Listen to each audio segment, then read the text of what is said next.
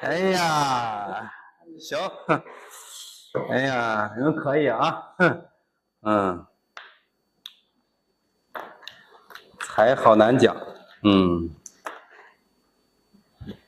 好难讲的财，就是要发大很多。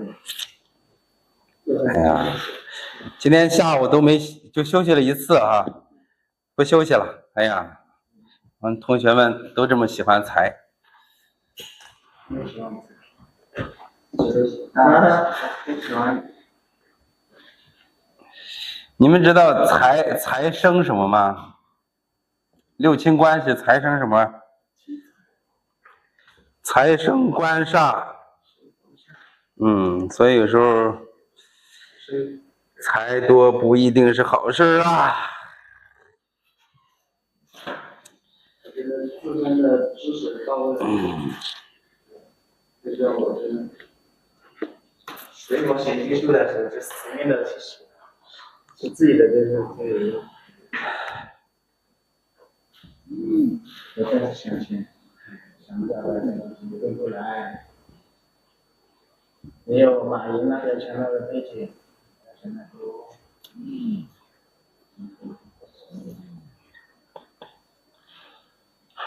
我们从两个维度讲啊，第一个是风水维度，第二个是命理维度来讲。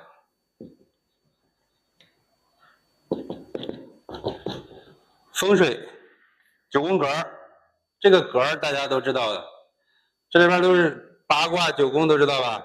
坎、艮、震、巽、离、坤，对，钱。整个九宫格里边能存下钱的是哪里啊？这里，坎，坎是什么？坎为肾，肾为先天之本。为什么啊？正卦是不是春天？离卦是不是夏天？兑卦是不是秋天？坎卦是不是冬天？有个叫什么春生、夏长、秋收、冬藏。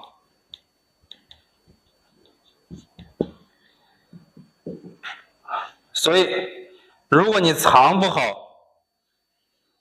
钱就没了。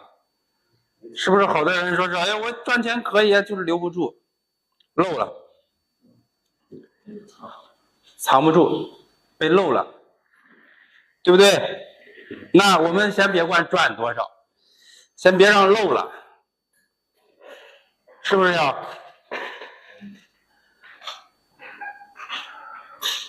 有句话叫什么？叫背山面水，听过吗？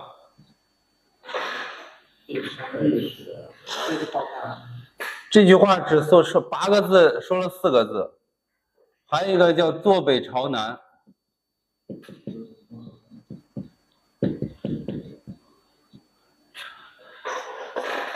坐北朝南，背山面水，也就是什么样子呢？我们的凳子，来你看，我必须靠得住，把我的背给护住。如果你想一下，如果你后边护不住的话，什么情况？背后容易着凉，是吧？腰容易伤到，腰伤了你还能干活吗？是吧？你会发现干什么事情都要用到腰啊，那外边是腰，里边是肾，肾为先天之本，所以这个地方一定要藏好。好多地方的房子，我不知道从什么时候开始流行叫什么南北通透，认为是好房子。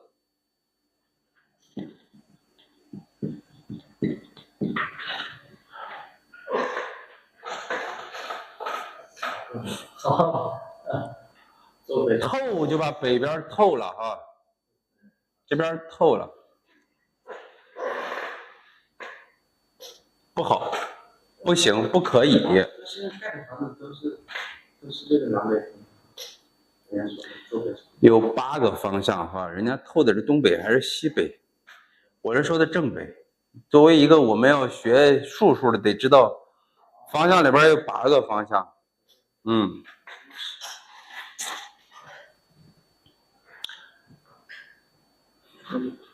那么这样子的话，钱来钱去，还有个叫什么呀？曲则有情啊。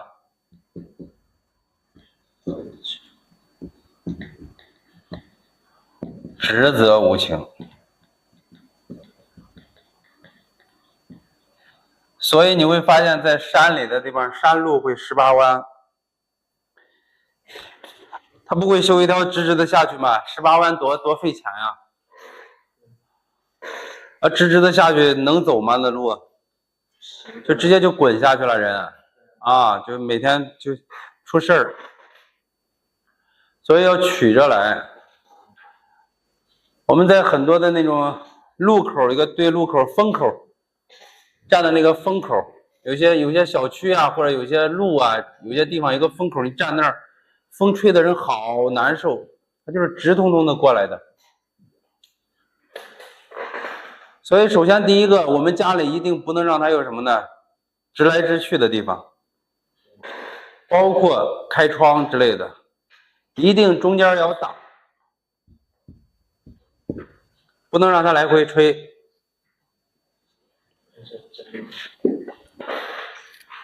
对，真的是你的。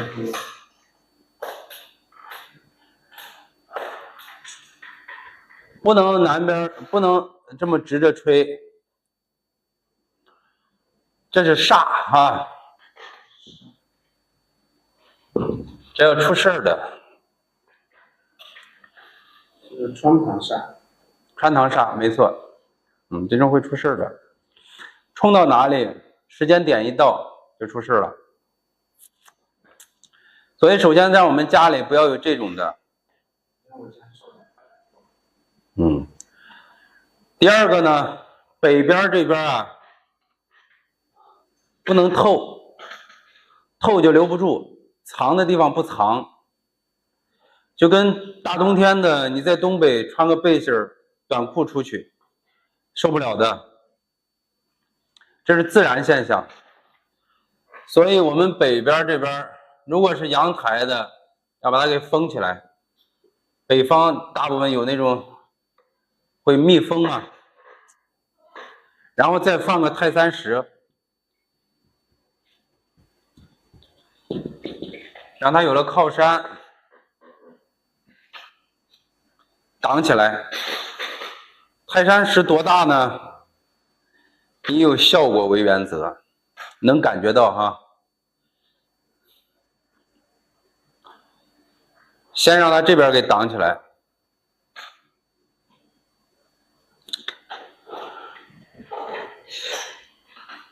懂了没有？你北就是那，所以留不住钱嘛，财来财去啊，漏了，好不容易赚了点钱，漏了。关键是家里属老鼠的、属马的，腰还不好啊。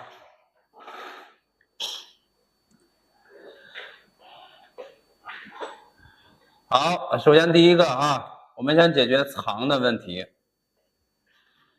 你们要把藏好喽，家里不能有煞啊，就是这种穿堂煞不能要。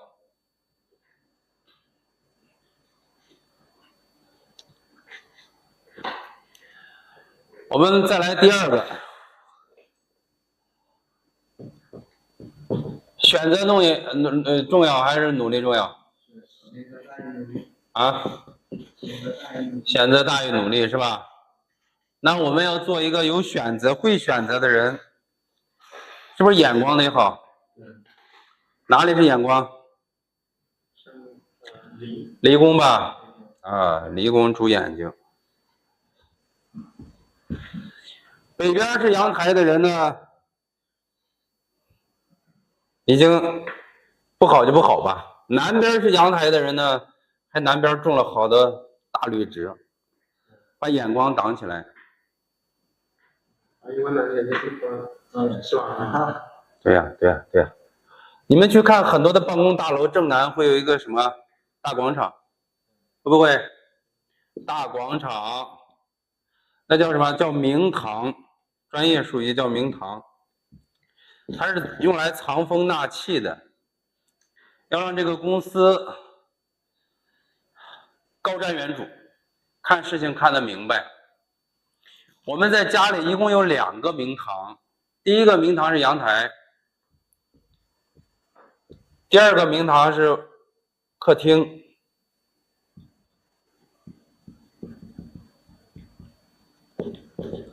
那第一个阳台这上面，我们要保证它的什么呀？开阔、干净、整洁，不能有高的东西，要不然挡住眼睛了。但是确实有些实际情况没有办法，洗衣机在那里放着要晾衣服，对吧？那你把它干了就收了，不要长时间在那儿挂着，尽可能让自己还能看到外边。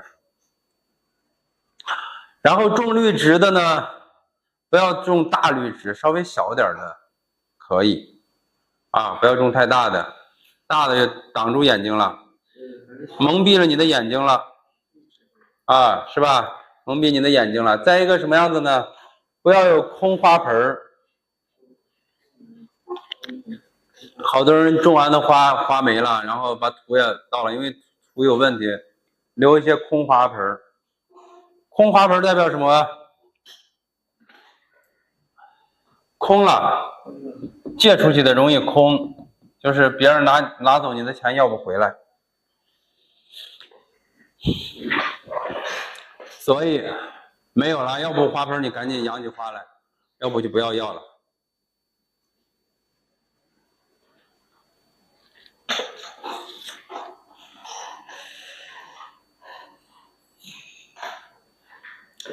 再一个是家里的明堂，我们讲阴阳的时候，我跟大家讲过，家里的东西不能摆太多，摆太多水都进不来。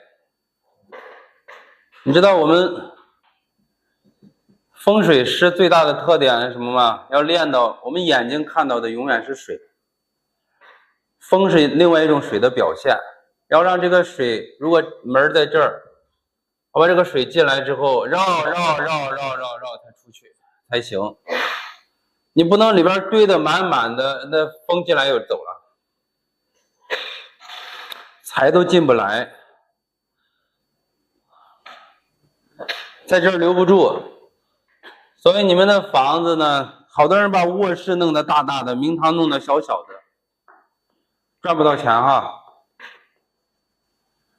或者能赚到有限的钱，赚不了大钱。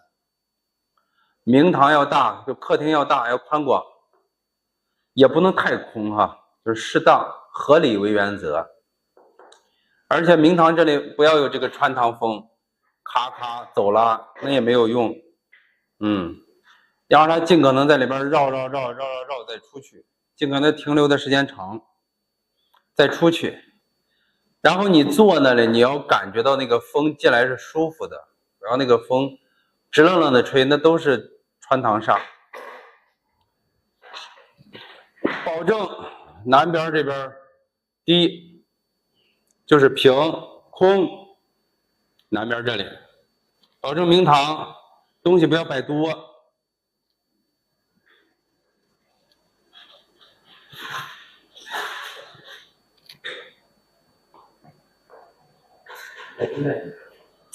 要匹配啊，太大了也不行，要跟人匹配。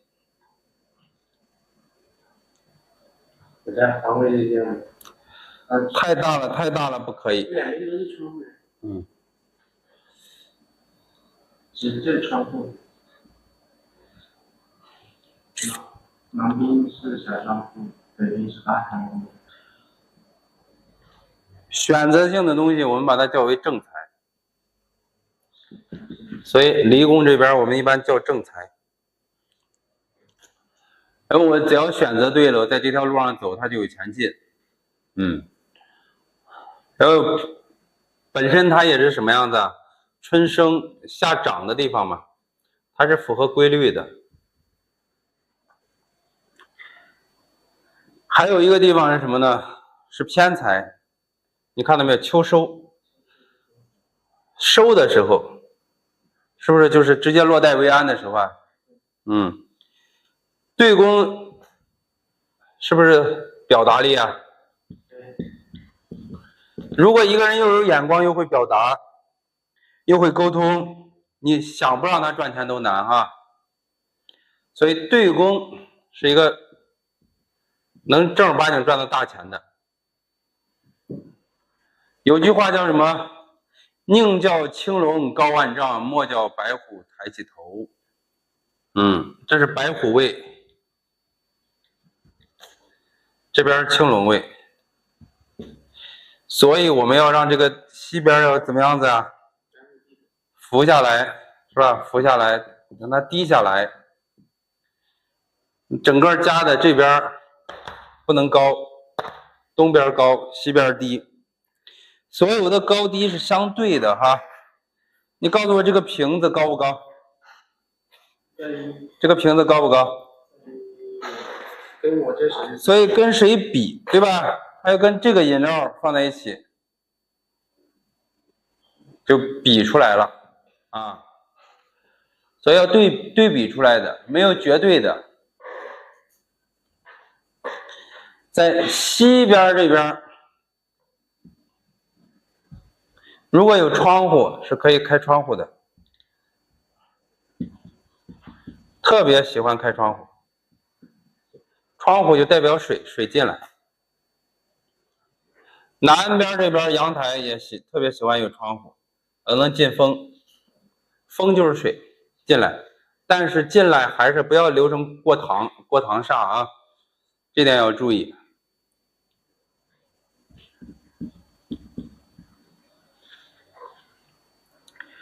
如果有喜欢养鱼的，可以在正西这边去养。七赤水，源源来，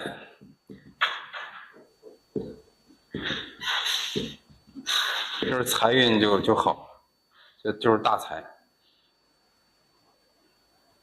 所以这个地方重中之重。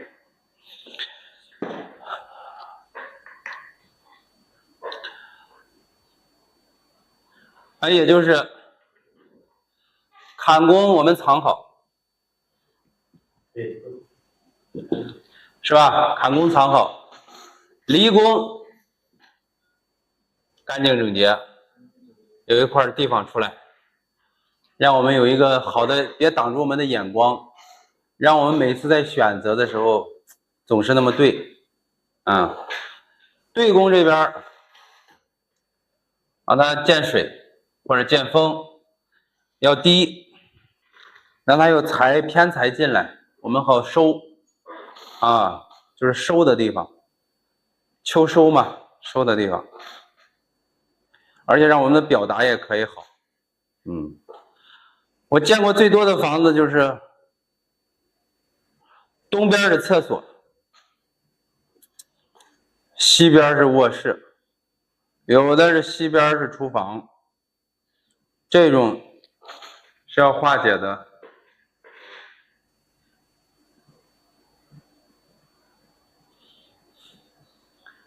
厨房都代表山，我们在风水上有两个词，一个是沙，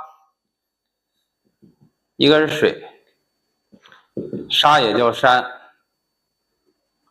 高1寸为沙，低1寸为水，对比出来的。所以在对宫那个地方不能让它见了沙。我们家这是我们里边那些同学戊辰年的吧，那东南就是它的位置。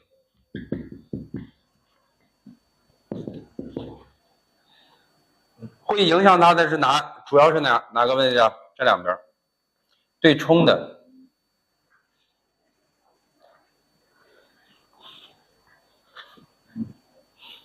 东南可以高，西北要低。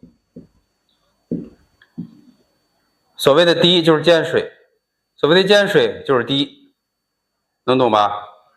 不要让整个这边高于这边了，相对哈。你看这两个，这样子这边就高了啊。如果这边没有，那这边高，都是相对哈，要能理解这个意思。把这两边最起码的，你得把这两边收拾干净吧。啊，如果你是属老鼠的，啊，属老鼠的，那就老鼠就在这儿。那午位跟老鼠位要注意。老鼠位这边，刚才我们讲了，要藏，要怎么样的？要有靠山，对吧？靠山要有沙，摆起来，可以放山的画，放泰山石等等的都可以。那西边这边也可以放水的画哈，西湖水啊之类的都可以。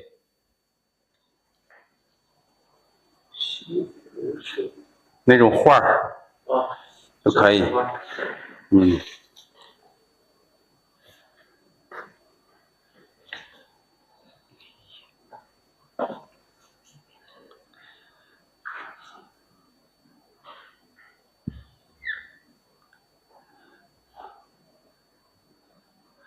调整好我们自己的本位跟对冲位，是吧？还有什么？让有眼光，长嘛，是吧？有眼光，看好，弄个好收成，存下来，再在风水上布置一下，就好很多了啊。最起码呢，我们在风水上，第一个别漏钱，然后能让眼光好点，然后再存点，再来点外财，就棒了。讲这个比较有意思啊。你这个说这个话呀，老师不爱听哦。我都跟你讲了多少次啊，你说话老师不爱听，让人就是之前讲的没意思呗。哎呀，你又得罪我了，我告诉你啊。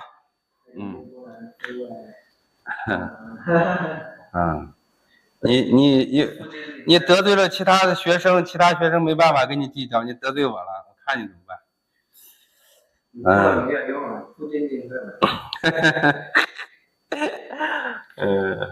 这个就是风水上的啊。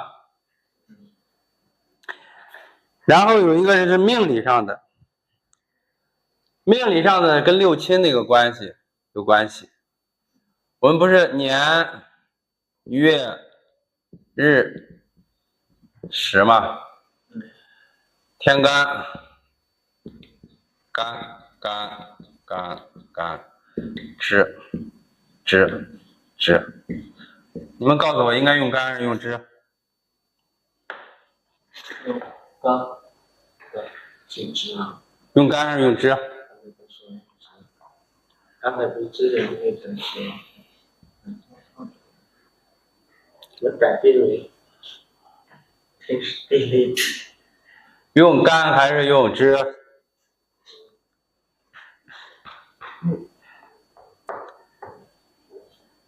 是的，我看风水一瓶是200。你看你到时候请得起我吗？看你，用干哈，财我们要看得见，我要直接是往外赚的钱。你光调我们家的地里是调地里，但是我要看得见的钱。用哪个？年月日时用哪个？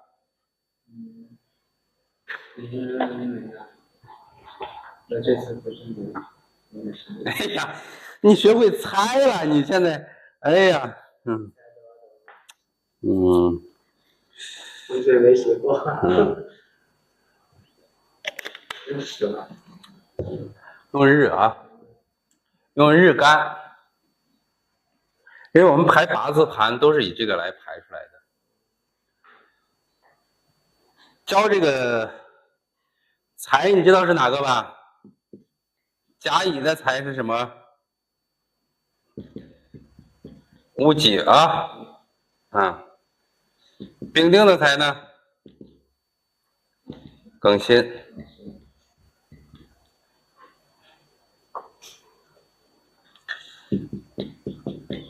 戊己的财呢？壬癸。庚辛的财呢？甲乙，是吧？壬癸的财呢？丙丁。就是你的日干是这里边的，这后边就是你的财的位置，财的位置。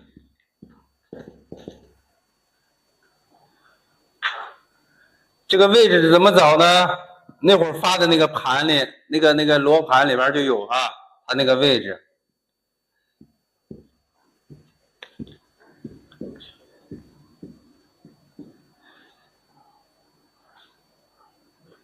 找见它怎么找呢？就跟那会儿我们找桃花的方式是一样的，知道吗？找到中心点，去找到那个位置啊。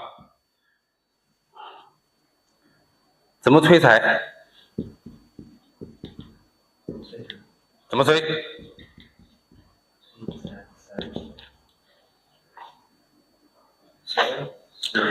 一定要用活的东西。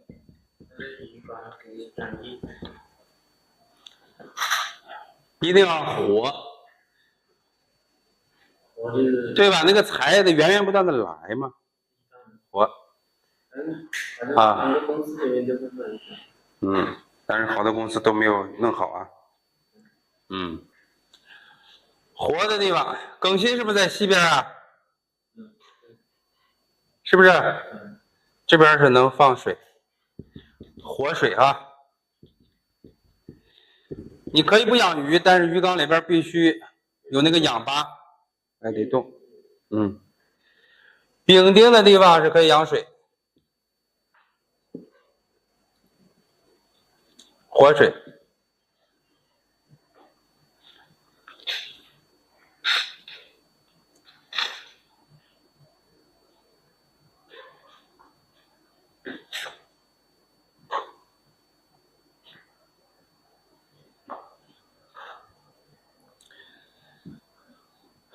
那壬癸是不是在正北啊？弄上水完了。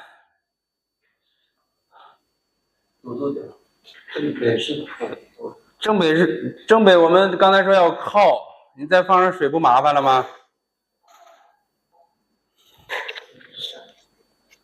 怎么办？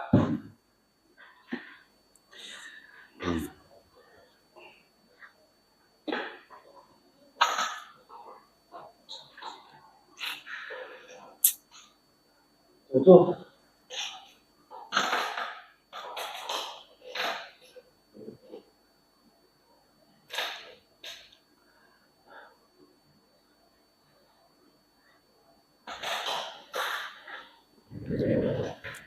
你们看哈，如果说是你们日干是庚辛的，是不是在这儿？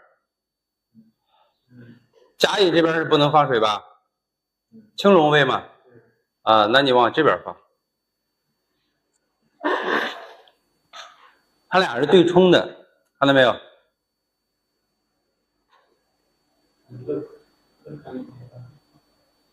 对，往这边来放。这边放了，是不是这边显得高了？这边低，是不是那边高了？这俩正好是对冲的。那戊己跟壬癸，甲乙和戊己怎么办？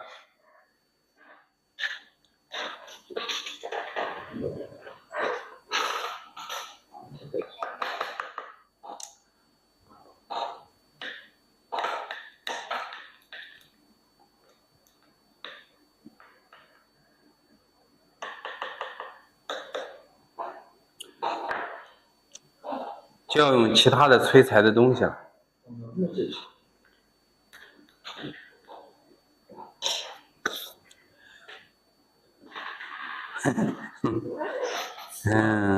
谁才可以，小伙子。哎呀，真的你是说的对的啊！最简单的方法就是招财符。最简单的方法。还有一个，我给你们一个方子，你们可以去背啊。用天经、地经、人经，纯中药的，取天地之精华，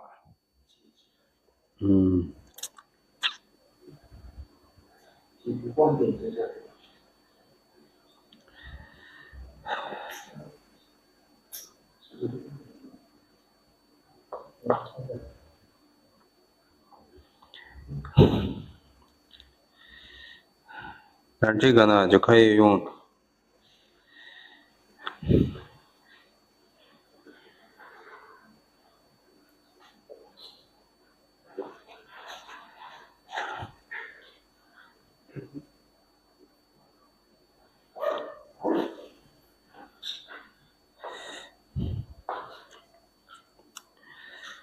我跟你们发到群里，给你们一个配方。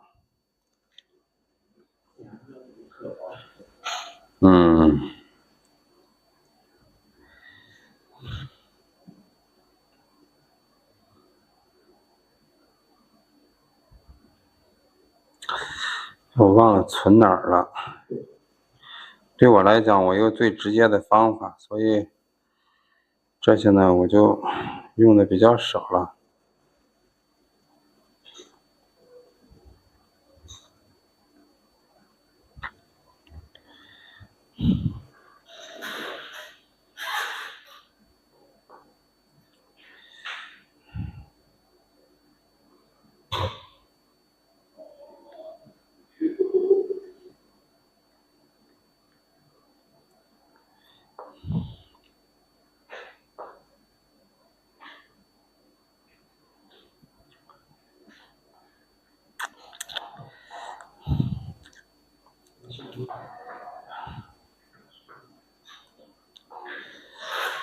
这个呢，也可以按属相的来去放，也可以按我们的年干的去放。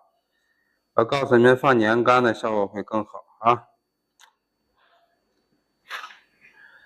用12味药材去配，八极是天经，地经是芍药，日经是乌头，月经是官桂，人经是人参，鬼经是鬼见羽，山经是桔梗，这个字在这儿读桔，不是菊哈。受经狼毒，戌经怀牛犀啊，道经是远志，宋经是茯苓，禅经是杜仲。12味药材啊，配下来，然后去放，来去催。这是古书上的配方哈。来去催。刚才黄同学说了，哎呀，服是最简单的。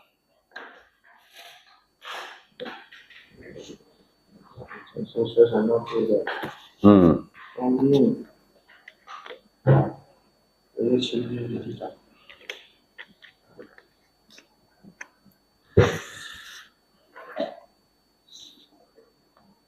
地玄是辛子是山主人丁，水主财哈。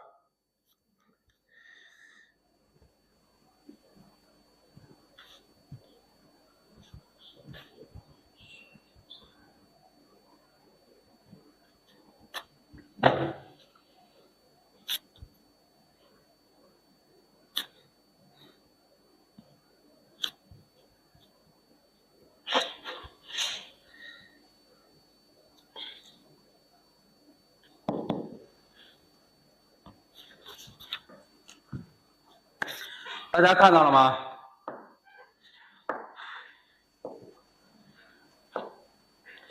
它要放在一个小黄包里，黄色的包用。是写的黄色的吧？黄色。对。黄色的，要用黄色的。用黄色比较好。对，黄色的比较好，黄色的包里，黄色然后放在那里，摆在那里。嗯。黄色在古代属于黄金的东西。高贵嘛，嗯。然后挂到那个位置，挂到那上面的位置，按年的也可以，按日的也可以，按日的会更好一点。嗯。相同比例，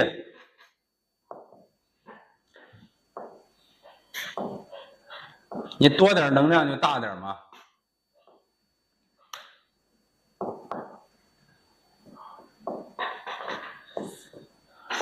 啊，我告诉你的那个都好贵的哈。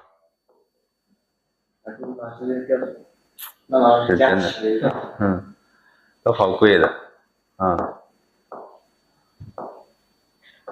只有我那里有，那个药，这个经，这个也有，好贵，嗯，我觉得这个不合适，太贵。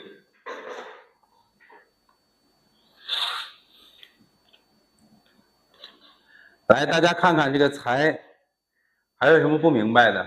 一个是从风水上调，一个从命理上，你只要找见位置。其实最难的是找位置，位置得能找对。我把那个盘，那个罗盘那个图发给大家了，大家要注意那个度数。因为看到那个盘上有写24山嘛，一圆圈，是吧？一圆圈这里边，这个大家要明白，这就叫24山。北边就叫壬子癸，东北就叫丑庚寅，东边叫甲卯乙，东南叫辰巽巳，南边叫丙午丁，这边叫西南叫未坤申，西边叫庚酉辛，然后西北叫戌乾亥。好多人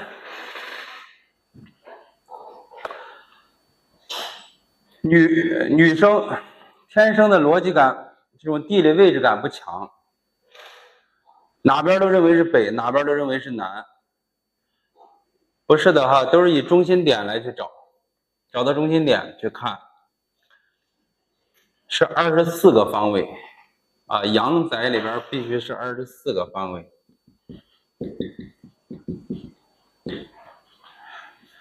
每一个方位把360度除以24，等于15度。超过了压住了就不管用了啊，就是在它那个15度里边要放对，不能说大概凑合，那可不是。啊，你们要有这种想法，做风水是做不了的。你知道做阴宅120度分金，3度一个方位，如果3度把人家错1度都天灾人祸，断子绝孙，一点都不夸张哈，是真的，就那么严重啊！所以阴宅很容易做出事来。阳宅一样，阳宅虽然没有这些事，但是在个别地方也是会做出，反正是一些口舌官非肯定是有的了，车祸之类的是可以瞎弄的，人家弄的也有。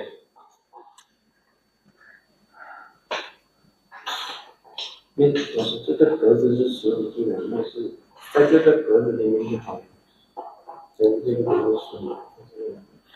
你找的是你找的子位是子位的15度，你在下边你是这样子的吧？它一共是45度嘛，坎宫是45度，那你要找的是子的这15。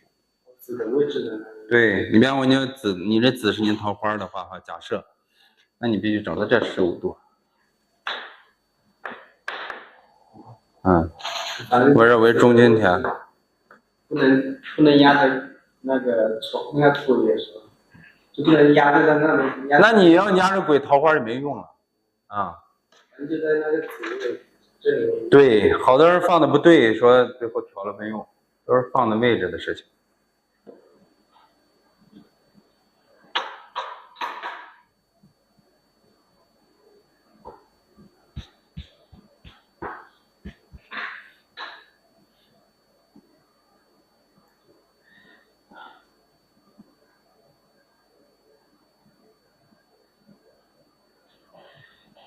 家里要保持干净整洁。好多人家里乱的呀，我看过一个跟一个机场的一个高管，这边深圳机场的一个高管去他那里看，哇，那家里乱的呀，好多问题。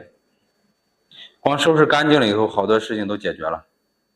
就是收拾干净不调整都能解决很多问题。所以你们要知道，家里的灯要亮，不能暗暗的，灯要坏了赶紧换。家里不能养吊兰，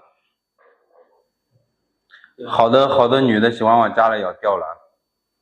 今年正月初5，有一个朋友介绍的一个老太太喊我去她家里，因为那个老太太是还蛮在那个地方是蛮有什么样子的。所以正月初5我就跑去人家里看风水。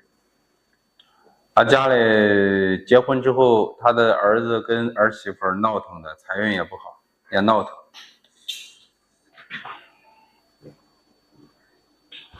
你好。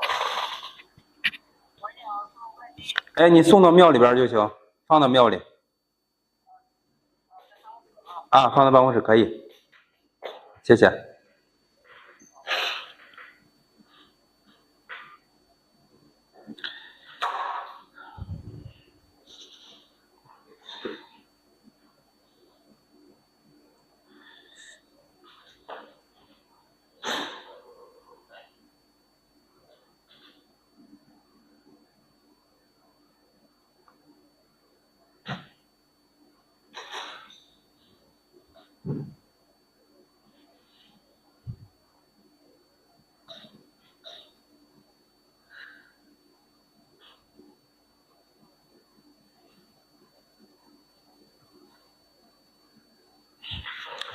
他家里财运不好，夫妻吵架，杠杠的吵，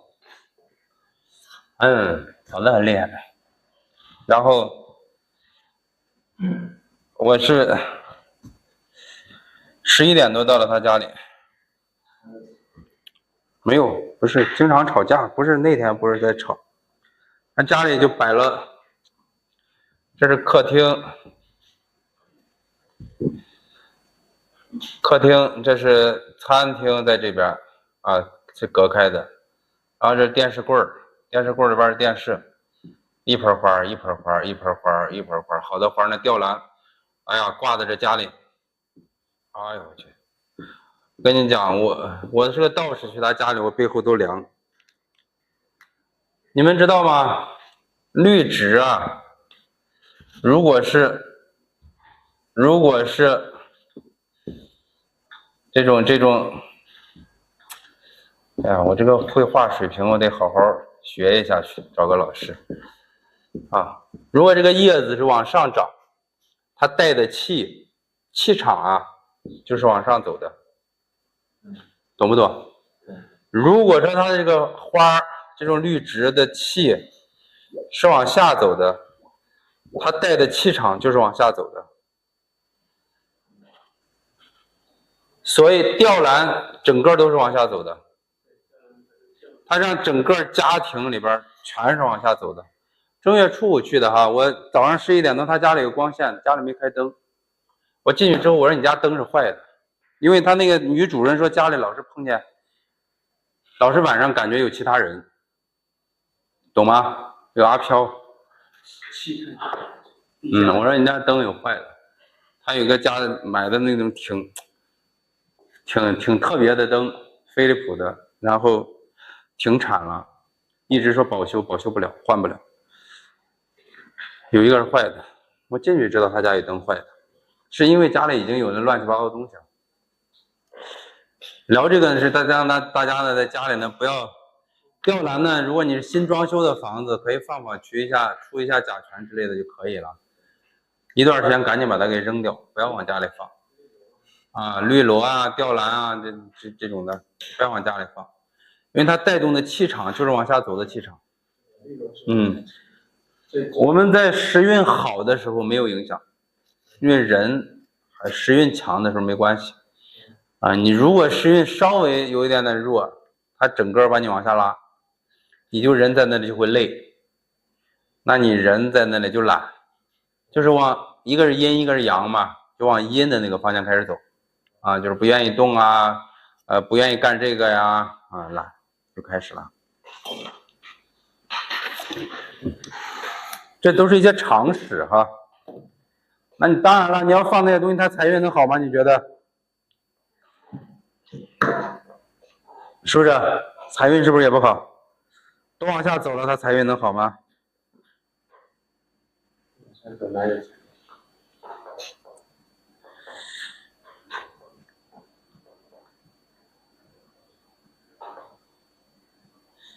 有那么是招嫖啊？要蓝运的话招嫖吗？会，阴气太重。你都知道阿飘是什么呀？哎呀，可以啊你。会招。我还见过一个养阴局，家里就有，是专门养的吗？不小心的还专门养，专门养自己会那个，自己会得那个病。我觉得像淘宝上面卖江西的，你因为我们不是那个没有这种规律，都说养会就是危害生命，是吧？怎么样？今天大家学的还蛮充实的吧？好的，学了好多东西哦。第一个，我们把断卦思路跟大家讲了一下，然后出行讲了2个卦例，出行和疾病的啊。这个出行的呢是前几天的，没多久的，就是这个月的啊，就是这个验证度呢，这个黄同学都让他看我的手机了啊，是吧？这个测疾病呢就是实时来的啊，所以大家要对这个茅山的这种起居方法要有信心啊。作为我们这种道门的，我们道门的东西还是真东西啊，准确率会挺高。大家可以多去尝试试一下。然后我们还讲了这种应期的一些信息，是吧？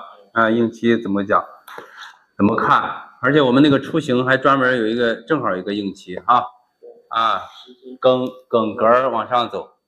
但是你要提升准确率，还是那句话，多条线索去找，不要单一线索。单一线索容易准确率低，概率低。然后我们还讲了个不桃花局。不财局，哇塞，今天应该是对收获满满的，对呀，但是呢，度这些东西的时候呢，大家都看到了，都用到了前2天我们讲的，都是基础中的基础，然后讲出来的东西，没有一点说是跳啊之类的，对六亲关系又跟大家补充了一下，那个呢，大家能学会呢就学，学不会呢，对。抛砖引玉一下我就你们到时候后边有机会再学，包括演卦是有好多种方法，这个都是在古书里边有记载的那个奇门遁甲秘籍里边好多里边都有提，但是他提呢就是只言片语的提了一下，奇